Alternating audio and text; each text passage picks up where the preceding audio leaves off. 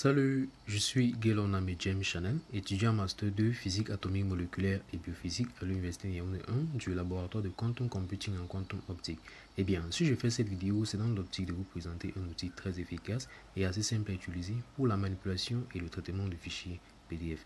Il s'agit ici d'iLove PDF. À la base, iLove PDF est une plateforme en ligne qui propose une gamme d'outils gratuits et payants pour traiter les fichiers PDF.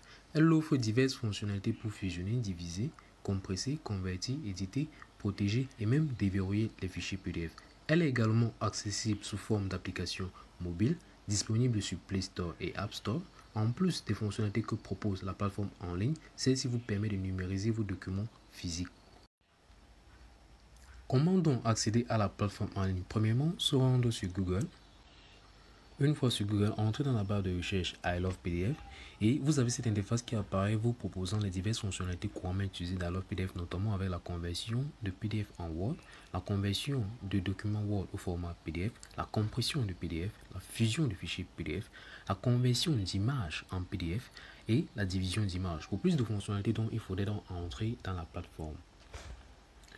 Une fois à l'intérieur de la plateforme, vous avez accès à l'ensemble des fonctionnalités que celle-ci propose, parmi lesquelles une autre vous permettant d'éditer vos documents, une autre vous permettant de protéger vos documents pour restreindre l'accès à une poignée d'utilisateurs, une autre vous permettant de déverrouiller celle-ci une fois que vous l'avez protégée, une autre vous permettant de numériser au format PDF vos documents. À noter que celle-ci n'est possible qu'à partir de l'application mobile, car il faudrait scanner un certain code que voici. Bien, nous allons illustrer deux de ces fonctionnalités. Comment fusionner des documents PDF et comment compresser des documents PDF. Et bien, pour cela, nous allons choisir deux documents dans notre répertoire que nous allons fusionner premièrement. Donc, que voici. Donc, il s'agit d'une épreuve et de son corrigé. Voilà. À noter que nous pouvons inverser les ordres. Ici, vous voyez, en première position, nous avons que le document corrigé.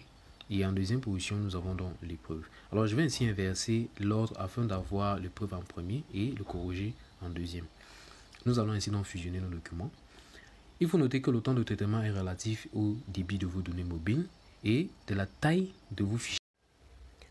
Le traitement ainsi terminé, le téléchargement s'effectue de manière automatique et il est important de se rendre dans son répertoire pour le renommer afin d'éviter une éventuelle confusion. Nous allons donc maintenant montrer comment effectuer une compression d'un fichier PDF et pour cela nous allons revenir au menu principal. Nous allons sélectionner la fonctionnalité compresser PDF. Nous allons nous rendre dans notre répertoire à nouveau. Sélectionner le document compressé qui est d'une taille de 16,26 MHz. Nous allons le compresser. Comme dit précédemment que le temps de traitement est relatif au débit de vos données mobiles et de la taille de votre fichier à traiter. Plus la taille est importante, plus le temps de traitement est long. A noter que l'opération de compression ne dégrade en aucun cas votre fichier, mais vous permet d'alléger la tâche de ce dernier. Comme vous pouvez le remarquer à l'écran, notre fichier passe d'une taille de 15 Mbps à une taille de 3 Mbps, ce qui s'avère très efficace pour des besoins de stockage et de partage. Concernant les autres fonctionnalités, je vous laisse le soin de découvrir par vous-même afin de donner votre appréciation. Voilà. Pour ce qu'il en est de l'application mobile, disponible sur Play Store et App Store, une fois que vous l'avez téléchargé et installé et que vous y avez accédé, dans le menu principal, vous trouverez un guide utilisateur d'une dizaine de pages en anglais, vous permettant de vous familiariser avec l'application. Toujours dans le menu principal, vous avez dans la barre de tâches un ensemble d'outils vous permettant de naviguer aisément dans la plateforme. Une option vous permettant d'accéder aux différentes fonctionnalités que nous avons découvertes dans la plateforme en ligne. Une autre vous permettant de numériser vos documents physiques en un fichier PDF. Sauf qu'ici, il existe une limitation hebdomadaire sur le nombre de numérisations à effectuer si vous ne disposez d'un abonnement. Mais il existe une alternative à cela, c'est celle d'utiliser un scanner qui peut être celui de l'application ou d'une autre application afin de scanner le code QR de la plateforme en ligne pour transférer les images prises par votre appareil mobile sur la plateforme. Pour l'instant, je vais utiliser le scanner de l'application mobile. Pour cela, je clique sur le cercle en rouge. Sur l'option la plus à droite, celle qui nous permet de scanner un code QR, je clique dessus. Elle va nous permettre donc de créer un lien entre la plateforme en ligne et l'application mobile, comme vous pouvez le remarquer.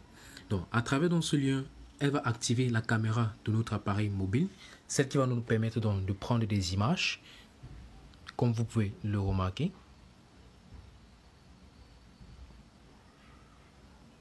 Voilà. Donc, une fois cela fait, vous cliquez sur suivant.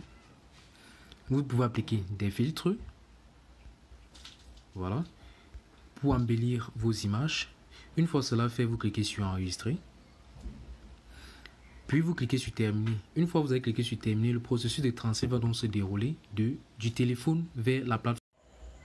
Pour l'enregistrement du fichier, cela s'effectue à travers la plateforme en ligne sur votre second appareil.